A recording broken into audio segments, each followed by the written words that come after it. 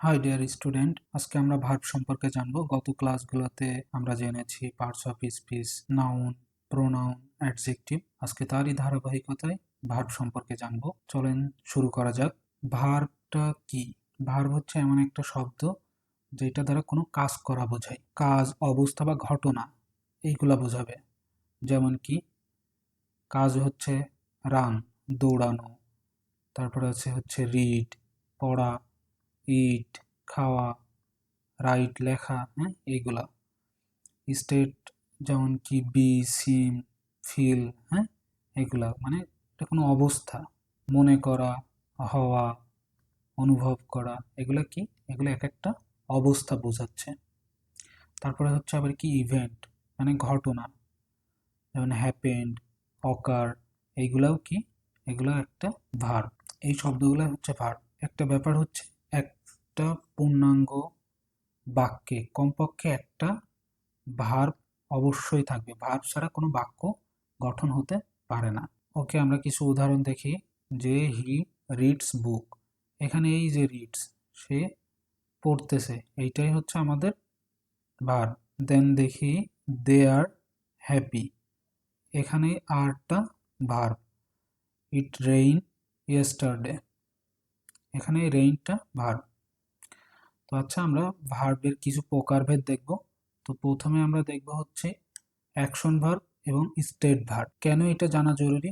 এই ক্লাসিফিকেশনটা আমরা ক্লাসিফিকেশনের শেষে এটা বুঝতে পারবো। অ্যাকশন ভার্ব এমন একটা ভার্ব যেটা দ্বারা হচ্ছে মুভমেন্ট বা অ্যাক্টিভিটি বোঝায়। আর এই কাজগুলোকে আমরা চোখে দেখতে পারি বা কল্পনা করতে পারি। যেমন কি রান, ওয়াক, ইট, রাইট, রিড, স্পিক, হ্যাঁ এইগুলা সবই কি হচ্ছে আমরা দেখতে পাচ্ছি বা অনুভব করতে পারতেছি। যেমন রান, দৌড়ানো, আমরা এটা কিন্তু দেখতে পারি। ওয়াক, হাঁটা, ইট, খাওয়া, রাইট, এগুলো সবই আমরা কি করতে পারি? দেখতে পারি। সেন্টেন্স যদি দেখি আমরা, হি রানস এভরিডে মর্নিং, তাহলে সে প্রতিদিন সকালে দৌড়ায়। এই দৌড়ানোটা আমরা তো দেখতে পাই, যে আমাদের সামনে দিয়ে কেউ যদি দৌড়ায় যায় তাহলে আমরা সেটা দেখতে পাই। নিজে দৌড়াইলেও সেটা অনুভব করতে পারি। হ্যাঁ, এই ধরনের ভার্বকে বলা হচ্ছে কি অ্যাকশন ভার্ব। অ্যাকশন ভার্বের সাথে সাধারণত কি কন্টিনিউয়াস টেন্স সহজেই ব্যবহার করা যায়। এইটা কেন অ্যাকশন ভার্ব আর স্টেট ভার্ব পড়তেছি সেইটাই যে এইবার বুঝতে পারবো। অ্যাকশন ভার্বে কি হয়, সাধারণত কন্টিনিউয়াস টেন্স ব্যবহার করা যায়। যেমন হি ইজ রানিং, এই যে সে দৌড়াচ্ছে, তাহলে এই রানের সাথে আইএনজি যোগ করে আমরা কন্টিনিউয়াস করেছি যে he is running.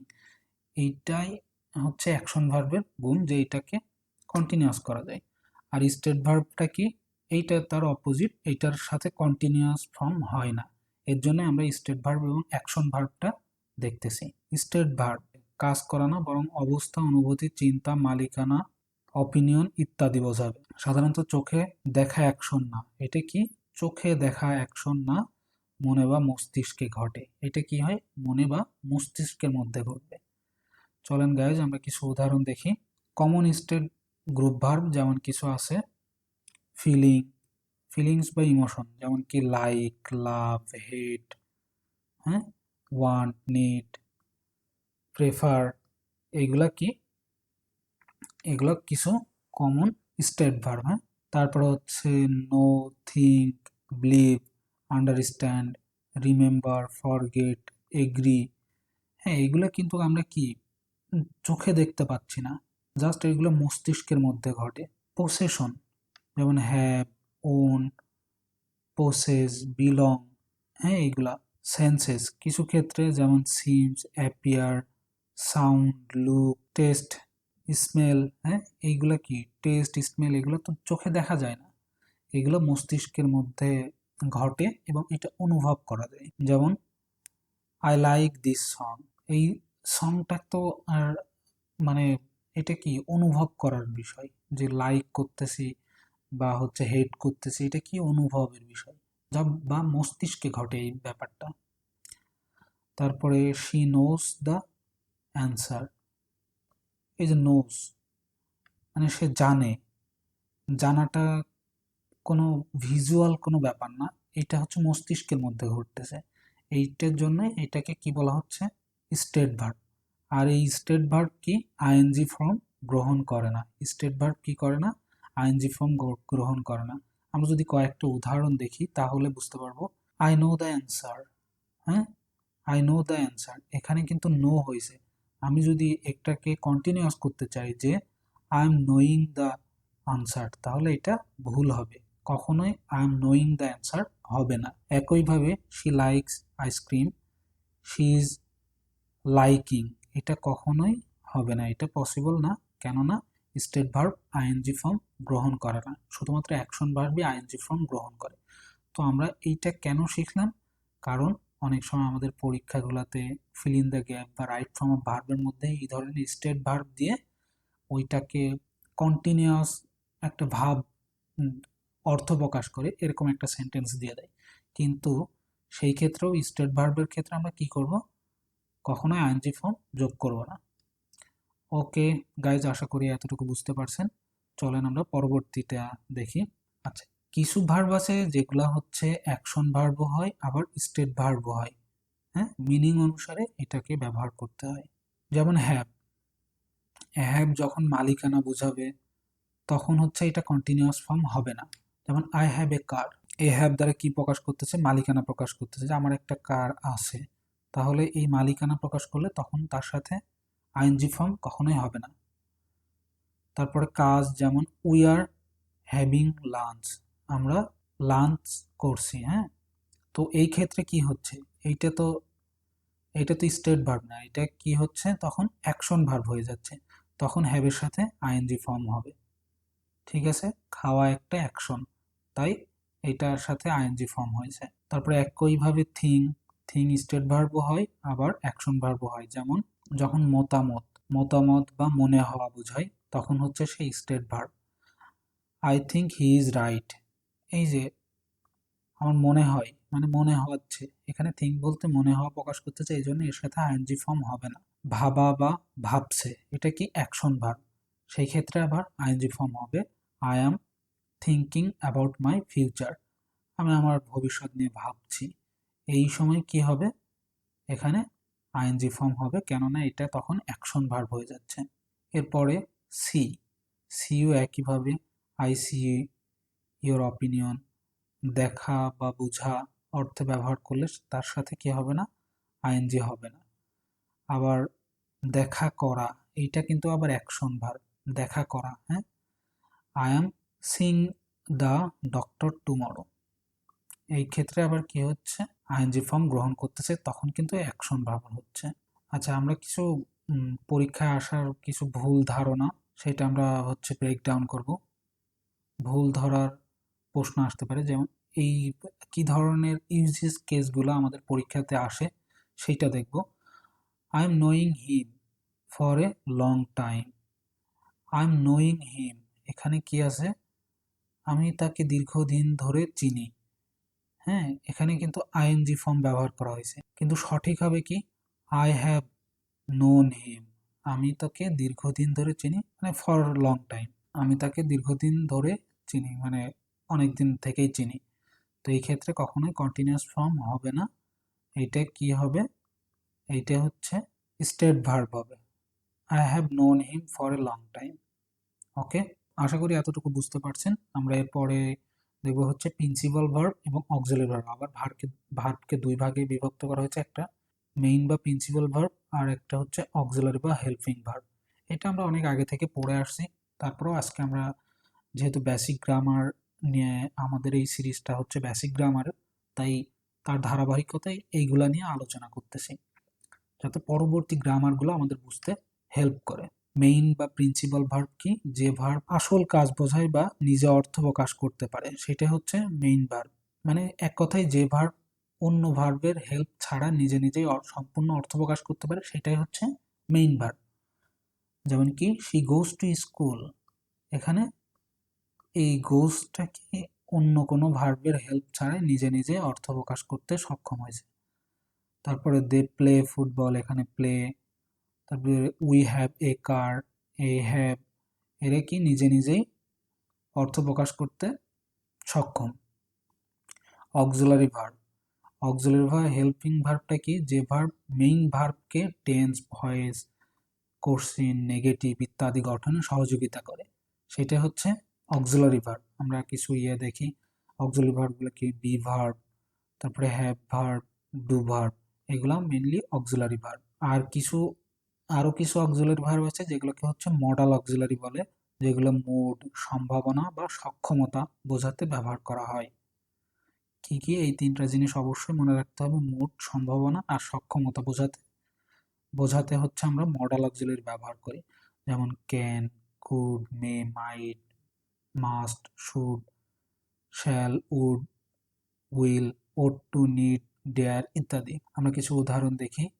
She is reading, আমার এখানে পড়াটা কিন্তু মূল ভার্ব, হ্যাঁ, আর ইজটা কি হচ্ছে, একে হেল্প করতেছে। রিডিং এর অর্থ প্রকাশে ইজটা হেল্প করতেছে, বা এটা টেন্স গঠনে হেল্প করতেছে সহজ কথায়। তো এইরকম এই ইজটা এখানে কি, helping verb. They have finish the work, এই ফিনিশ আমাদের কি, মেইন ভার্ব, হ্যাঁ, সে কাজটা শেষ করেছিল। হ্যাভটা কি, এখানে হ্যাভটা আমাদের অক্সিলারি ভার্ব, মানে এর টেন্স প্রকাশে, টেন্স গঠনে সহযোগিতা করছে। এটা কি, প্রেজেন্ট পারফেক্ট টেন্স গঠনে সহযোগিতা করছে হ্যাভ ভার্বটা। এই হ্যাভটা হচ্ছে আমাদের কি, অক্সিলারি ভার্ব। একইভাবে he does not like coffee, এই ডাজ নট, লাইকটা আমাদের হচ্ছে এখানে মেইন ভার্ব, আর ডাজ এখানে ব্যবহার করা হয়েছে কি, নেগেটিভ করার জন্য, কারণ নটটা একা একা বসতে পারে না, তার আগে অবশ্যই একটা অক্সিলারি ভার্ব ব্যবহার করে তারপরে সেটাকে নেগেটিভ করা হয়। তো এই ডাজটা ব্যবহার করা হয়েছে কি, এই সেন্টেন্সটাকে নেগেটিভ করার জন্য। তারপরে আই ক্যান সুইম, এই যে সক্ষমতা, ক্যান দ্বারা কি সক্ষমতা করছে, সুইম হচ্ছে আমাদের মেইন ভার্ব, আর এই সে সাঁতার কাটতে পারে কি পারে না সেইটার সক্ষমতা এই ক্যান দ্বারা প্রকাশ করা হয়েছে। ক্যানটা কি, মডাল অক্সিলারি ভার্ব, তার মানে এটা একটা হেল্পিং ভার্ব বা অক্সিলারি ভার্ব। তো আশা করি এতটুকু বুঝতে পারছেন, মেইন ভার্ব, অক্সিলারি ভার্ব। এবার ভার্বকে আরো দুইটা ভাগে বিভক্ত করা যায়, একটা হচ্ছে ট্রানজিটিভ ভার্ব আর একটা ইনট্রানজিটিভ ভার্ব। এইটা আবার কিসের ভিত্তিতে ভাগ করা হয়েছে, অবজেক্ট, ওই সেন্টেন্স বা ওই ভার্ব অবজেক্ট গ্রহণ করতেছে কি করতেছে না সেইটার উপর ভিত্তি করে ভার্বকে দুই ভাগে ভাগ করা হয়, একটা হচ্ছে ট্রানজিটিভ, একটা ইনট্রানজিটিভ ভার্ব। ট্রানজিটিভ ভার্ব হচ্ছে যেই ভার্বটা আসলে অবজেক্ট লাগে বা অবজেক্ট গ্রহণ করে যে ভার্ব, সেটা হচ্ছে ট্রানজিটিভ। আর ইনট্রানজিটিভ কি, যে ভার্বের অবজেক্ট প্রয়োজন হয় না, যে ভার্ব অর্থ প্রকাশ করতে কোনো অবজেক্ট গ্রহণ করে না, সেটা হচ্ছে ইনট্রানজিটিভ ভার্ব। আমরা কিছু উদাহরণ দেখি। আর এটার হচ্ছে ইউজ কেস বা প্যাটার্নটা এমন হবে, ট্রানজিটিভ ভার্ব সাবজেক্ট থাকবে, তারপরে ভার্ব থাকবে, দেন অবজেক্ট থাকবে, সেটা হচ্ছে ট্রানজিটিভ ভার্ব। আর ইনট্রানজিটিভ ভার্বটা কি হবে, সাবজেক্ট প্লাস ভার্ব হবে, সেটার কোনো অবজেক্টের প্রয়োজন হবে না। যেমন হি রিডস এ বুক, এই যে রিডস হচ্ছে আমাদের ভার্ব, এ কিন্তু এই এ বুক হচ্ছে একটা অবজেক্ট গ্রহণ করছে, এই জন্য এটা কি হবে, ট্রানজিটিভ ভার্ব। একইভাবে শি রোড এ লেটার, এই লেটারটা কি, অবজেক্ট, এই জন্য এটাও ট্রানজিটিভ ভার্ব। দে বট এ কার, কার হচ্ছে অবজেক্ট, তাহলে এই বট ভার্বটা কি হচ্ছে, ট্রানজিটিভ ভার্ব। আর হোয়াট আর হুম দ্বারা প্রশ্ন করলে আমরা এই যে অ্যান্সার পাই সেটাই হচ্ছে আমাদের অবজেক্ট, ঠিক আছে। ইনট্রানজিটিভ ভার্বগুলো কি, যেটা অবজেক্ট গ্রহণ করে না সেটাই, যেমন হি স্লিপড, এটা কিন্তু কোনো অবজেক্ট নেই, ভার্ব বিশেষ। দে লাভ, তারপরে দ্য বেবি ক্রাইড, হ্যাঁ, ক্রাইডই হচ্ছে আমাদের ভার্ব শেষ, এরপরে কিন্তু কোনো অবজেক্ট নেই। শি রান ফাস্ট, সে দ্রুত দৌড়াচ্ছে, কিন্তু এটা কিন্তু অবজেক্ট না গাইস, এটা বুঝতে হবে। রান ফাস্ট, এটা হচ্ছে অ্যাডভার্ব কিন্তু, হ্যাঁ, সে কেমন করে দৌড়াচ্ছে তার মানে দৌড়ানো সম্পর্কে অতিরিক্ত তথ্য দিচ্ছে, এটা অ্যাডভার্ব। তো গাইজ আশা করি এই পর্যন্ত সবাই বুঝতে পারছেন। কিছু ভার্ব আছে যেগুলো আবার ট্রানজিটিভ আবার ইনট্রানজিটিভ উভয় হতে পারে, হ্যাঁ, যেমন হি রানস এভরিডে, এটা হচ্ছে রানসটা কি হয়েছে এখানে, ইনট্রানজিটিভ হয়েছে, হি রানস এভরিডে, সে প্রতিদিন দৌড়ায়, সে প্রতিদিন দৌড়ায়, কিন্তু হচ্ছে এই এর কোনো অবজেক্ট নাই, কিন্তু সে কি দৌড়ায় এটা হয় না, হ্যাঁ, তাহলে হি রানস এভরিডে, সে প্রতিদিন দৌড়ায়, হ্যাঁ, এখানে কিন্তু কোনো অবজেক্ট নাই, এটা কি, অ্যাডজেক্টিভ, অ্যাডজেক্টিভ প্রকাশ করতেছে। He runs a small shop, সে একটা দোকান চালায়, সে একটা ছোট্ট দোকান চালায়, তাহলে সে কি কি চালায়? দোকান চালায়। তাহলে আমরা কি দ্বারা প্রশ্ন করলে কিন্তু শপ, উত্তর পাচ্ছে কি একটা স্মল শপ। তাহলে এইটা এখানে কিন্তু অবজেক্ট আছে, এইটা আবার কি হবে? ট্রানজিটিভ ভার্ব হবে। হ্যাঁ, এটা আবার ট্রানজিটিভ ভার্ব। তো আমরা আশা করি এ পর্যন্ত বুঝতে পারছি। এরপরে আমরা যেটা দেখবো সেটা হচ্ছে লিঙ্কিং ভার্ব। ভার্বের আরেকটা টাইপস। লিঙ্কিং ভার্বগুলা কি? বি, সিম, লুক, ফিল, এগুলা হচ্ছে লিঙ্কিং ভার্ব। লিঙ্কিং ভার্বকে নাউন বা অ্যাডজেক্টিভের সাথে লিঙ্ক করে। হ্যাঁ, কাজ নয়, অবস্থা বা পরিচয় প্রকাশ করে। এটা অবশ্যই কি করবে না? কাজ করা না। কি প্রকাশ করবে? অবস্থা বা পরিচয় বোঝাবে। কমন লিঙ্কিং ভার্ব হচ্ছে বি ভার্ব। বি ভার্বগুলো কি? অ্যাম, ইজ, আর, ওয়াজ, ওয়্যার, এইগুলা হচ্ছে বি ভার্ব। তারপরে seem, look, feel, become, appear, sound, taste, smell, হ্যাঁ, এইগুলা হচ্ছে আমাদের কি? Linking verb. আমরা কিছু উদাহরণ দেখি। He is a teacher. এখানে কি? এই হি, হি হচ্ছে টিচার। হ্যাঁ, সে একজন শিক্ষক। এই ইজ ভার্ব এখানে কি করছে? সাবজেক্টের সাথে এই অবজেক্ট বা অবজেক্টটা বা এই টিচার নাউনটাকে কি করছে? লিঙ্ক করছে। এই জন্য মানে মেইনলি এটা কি কাজ করবে? লিঙ্কিং ভার্ব কমপ্লিমেন্ট দিবে। হ্যাঁ, সাবজেক্ট সম্পর্কে কমপ্লিমেন্ট দিচ্ছে যে সে কি? সে একজন টিচার, এইটা প্রকাশ করতেছে। তারপরে দেখি he looks tired, sorry she looks tired. তো সে কি? সে হচ্ছে এখানে টায়ার্ড। হ্যাঁ, মানে একইভাবে এখানে সি সম্পর্কে হচ্ছে অতিরিক্ত তথ্য দিচ্ছে বা কমপ্লিমেন্ট, কমপ্লিমেন্ট কি? অতিরিক্ত তথ্য দিচ্ছে, সেটা হচ্ছে। আর এই লুকস ভার্বটা কি করতেছে? এই দুইটাকে লিঙ্ক করতেছে। হ্যাঁ, এটা হচ্ছে লিঙ্কিং ভার্ব। একইভাবে যদি দেখি the soup taste good. The soup, এখানে দ্য স্যুপ সম্পর্কে অতিরিক্ত তথ্য দিচ্ছে যে গুড, মানে সাবজেক্টে কমপ্লিমেন্ট দিচ্ছে এখানে। হ্যাঁ, আর এই টেস্ট ভার্বটা কি? এখানে এই দুইটা লিঙ্ক করতে ব্যবহার করা হয়েছে। তাহলে আশা করি গাইজ এই পর্যন্ত বুঝতে পারছেন যে লিঙ্কিং ভার্বটা আসলে কিভাবে কাজ করে এবং কোনগুলাকে লিঙ্কিং ভার্ব বলা হয়। আচ্ছা, এখানে আরো কয়েকটা লিঙ্কিং ভার্বের আমি উদাহরণ দিয়ে রাখছি, মানে ওইটাকে ব্রেক ডাউন করছি। আচ্ছা, এরপরে হচ্ছে ফাইনাইট এবং নন ফাইনাইট ভার্ব। হ্যাঁ, ভার্বের আরো দুইটা ভাবে বিভক্ত করা যায় ভার্বকে, সেটা হচ্ছে ফাইনাইট ভার্ব আর নন ফাইনাইট ভার্ব। হ্যাঁ, ফাইনাইট ভার্ব কি? টেন্সের সাথে এগ্রি করে। ফাইনাইট ভার্বটা কি? টেন্সের সাথে এগ্রি করে, সিঙ্গুলার বা প্লুরাল হয়। হ্যাঁ, ফাইনাইট ভার্ব হচ্ছে মূলত বাক্যের মূল ভার্ব হিসেবে কাজ করে। আচ্ছা, সহজ কথায় ফাইনাইট ভার্বটা হচ্ছে যে ফাইনাইট ভার্বটা হচ্ছে এমন ভার্ব যে ভার্বটা টেন্স, সাবজেক্ট, হ্যাঁ, অবজেক্ট এগুলো অনুসারে কি হয়? পরিবর্তন হয়। এইগুলা অনুসারে পরিবর্তন করা যায় বা এগুলাকে এগ্রি করে। যেমন হি গোস টু স্কুল, এই হি, হি হচ্ছে third person singular number, subject অনুসারে গোস হয়েছে। হ্যাঁ, মানে এই যে এখানে হি, হির জন্য গোস, গো না হয়ে গোর সাথে ইয়েস যুক্ত হয়েছে। এই ধরনের ভার্বকে বলা হচ্ছে কি? Finite verb. যেমন তারপরে দে গো টু স্কুল, মানে এখানে গো ভার্ব কিন্তু গো, উপরেও ভার্ব কিন্তু গো ছিল আগের সেন্টেন্সটাতেও, কিন্তু হি থাকার কারণে গোস হয়েছে আর দে থাকার কারণে গো হয়েছে। হ্যাঁ, এই ধরনের যে গোস এবং গো, ভার্ব গো, বাট এটা হচ্ছে পার্সন অনুযায়ী চেঞ্জ হয়েছে। তো এই ধরনের ভার্বকে বলা হচ্ছে কি? Finite verb. আর নন ফাইনাইট ভার্ব কি? টেন্স বা সাবজেক্ট অনুযায়ী বদলায় না। টেন্স এবং সাবজেক্ট যাই হোক ও ওর নিজের ফর্মেই থাকবে। যেমন দ্য ব্রোকেন উইন্ডো। হ্যাঁ, ব্রোকেন উইন্ডো, এই ব্রোকেন কিন্তু সবসময় কনস্ট্যান্ট থাকবে, এর কোনো পরিবর্তন হবে না। এইটাকে বলা হচ্ছে নন ফাইনাইট ভার্ব। হ্যাঁ, নন ফাইনাইট ভার্বকে আবার তিন ধরনের, মানে তিন প্রকার নন ফাইনাইট ভার্ব দেখবো আমরা। একটা হচ্ছে ইনফিনিটিভ, একটা জিরান্ড আর একটা পার্টিসিপল।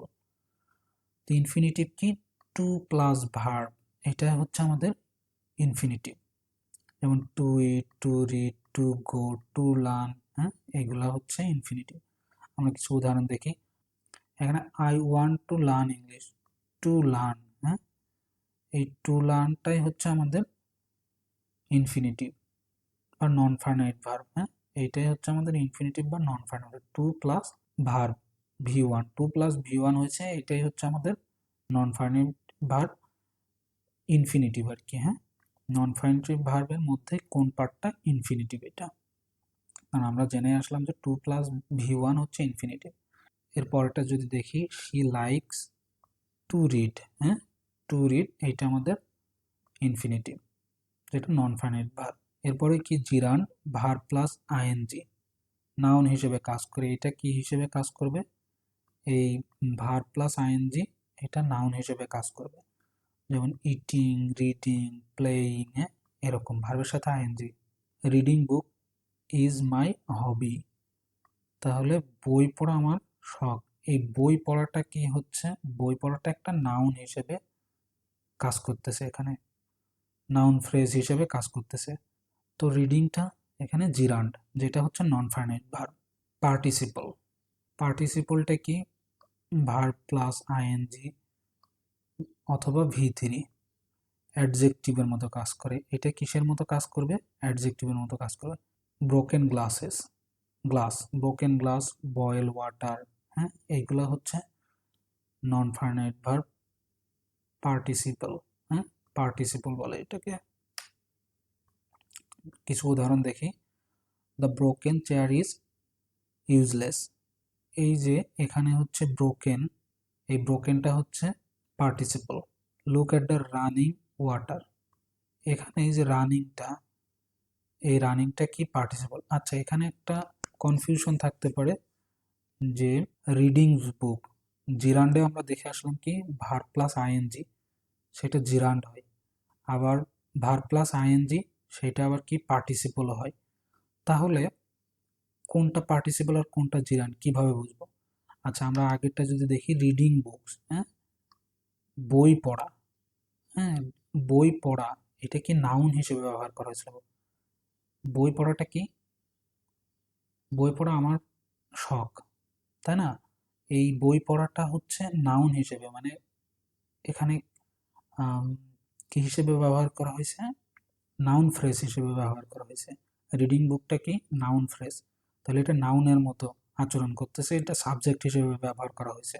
আর পরের বার যদি আমরা গিয়ে পরেরটা দেখি, তাহলে কি রানিং ওয়াটার, ওয়াটারের আগে রানিং ব্যবহার করা হয়েছে, মানে কি পানি।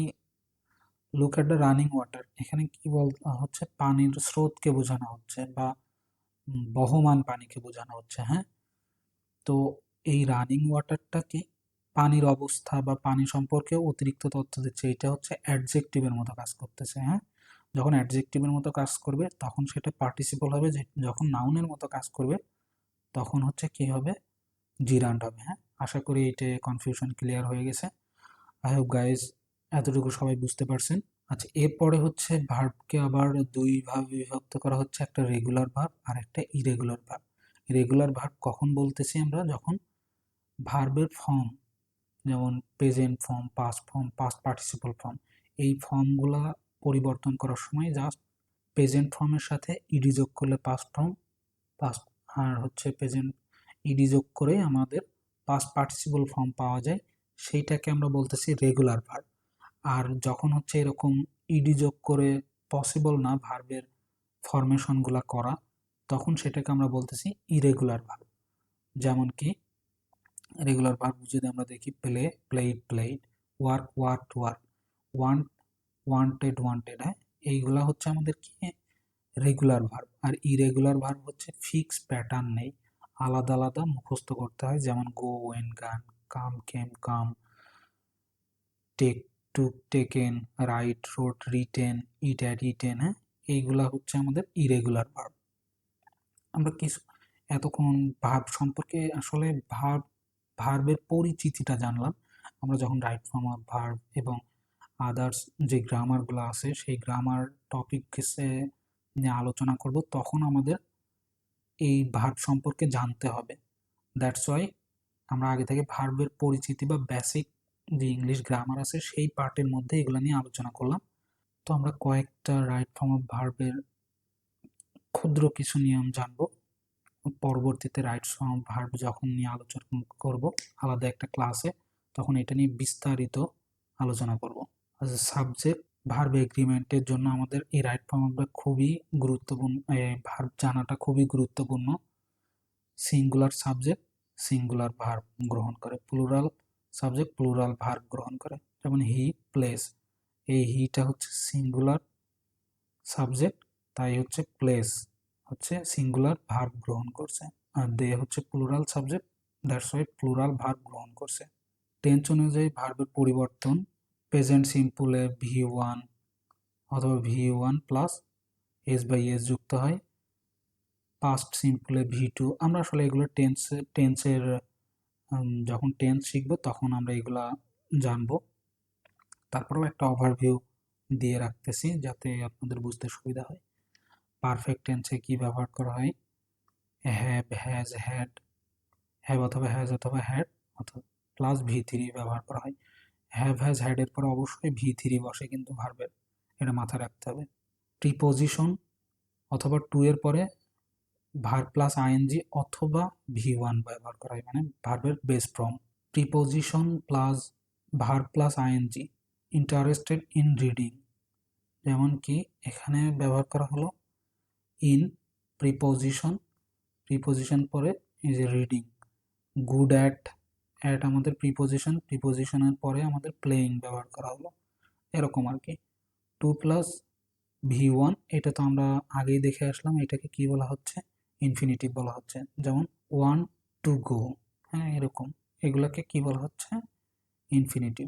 ইফ ক্লোজটা কি? কন্ডিশন। আমরা এইগুলা নিয়ে পরে বিস্তারিত আলোচনা করব, এখন এটা আসলে তেমন কিছু বোঝার নাই। আমি এখানে কয়েকটা মানে এতক্ষণ যা শিখলাম সেটা নিয়ে ছোট্ট একটা প্র্যাকটিস দিয়ে রাখছি, এই প্র্যাকটিসটা করে কমেন্ট করবেন অ্যান্সারগুলো কী হবে। আইডেন্টিফাই দ্য টাইপ, এখানে ভার্বের টাইপগুলো আইডেন্টিফাই করতে হবে। আমি একটা দেখাই দিচ্ছি, এখানে ইজ একটা ভার্ব, রিডিং একটা ভার্ব, এই সেন্টেন্সে দুইটা ভার্ব আছে, তো এটা কোনটা কোন ভার্ব সেইটা লিখে কমেন্ট করবেন। আশা করি সবাইকে বুঝাইতে পেরেছি। আজকের মতো ক্লাসটা এতটুকুই থাকবে, নেক্সট ক্লাসে আবার দেখা হচ্ছে।